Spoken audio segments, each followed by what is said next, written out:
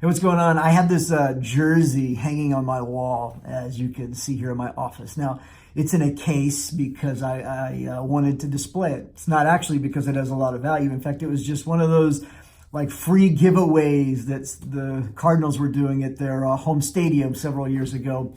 And in fact, I didn't even go to that game. My dad and my brother went.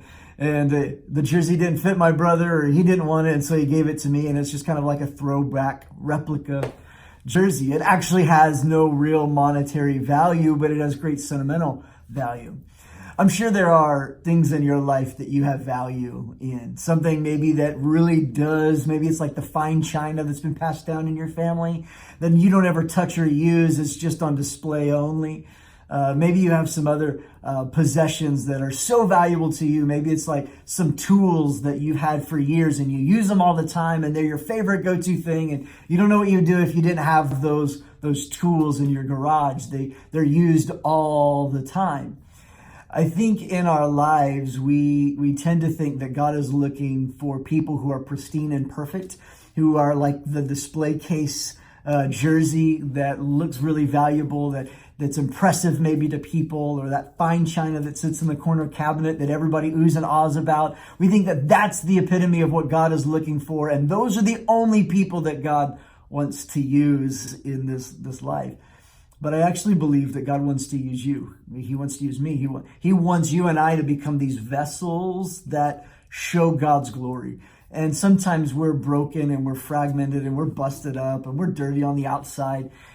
And he purifies us on the inside. It's a work that Jesus does, and he cleanses us from the guile and the hatred and the lust and the bad attitudes. He does this inside work that eventually works itself out on the outside.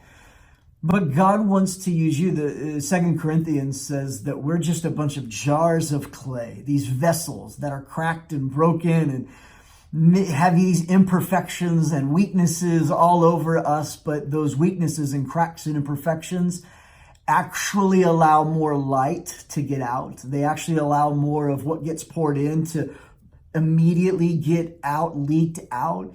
I think the reason God likes to use cracked pots and vessels and non-pristine display case things is because he wants his glory on display. He doesn't want our impressiveness on display. God wants to use people who are humble and are hungry and desperate for him to move. God wants to partner with vessels that he can pour his glory and his power and his purity in. And he knows that even through their weaknesses and their cracks and their brokenness and their imperfections, that glory and that power and that purity of who God is just is automatically displayed. In fact, sometimes it's our weakness that is the opportunity for God's greatest strength to be seen. Paul had some weaknesses like this. I don't know what they were, but he just asked God to get rid of these weaknesses. And God says, no, my grace is enough for you because my strength is perfected and seen in your weakness. I want to challenge you to think about your weaknesses and your inadequacies a little bit different this week. Don't look at those as things to hide. Look at those inadequacies and look at those things as better opportunities for God's glory to be seen and his strength to show up. See, it's when I admit my weaknesses that God's strength can show up. And it's when God's strength shows up that real life change happens in me and in the people around me. So don't hide your weaknesses. Don't run from your inadequacies. Take them to God and let him use them in a really powerful way. Because the goal of Christianity is not to end up in a display case looking perfect and impressive. The goal of Christianity is to be used, to be developed, to be useful for good works, as 2 Timothy tells us, for God's glory to be seen in our lives. So let's use our inadequacies. Let's not hide our weaknesses. Let's trust God to develop and grow in us and through us this week.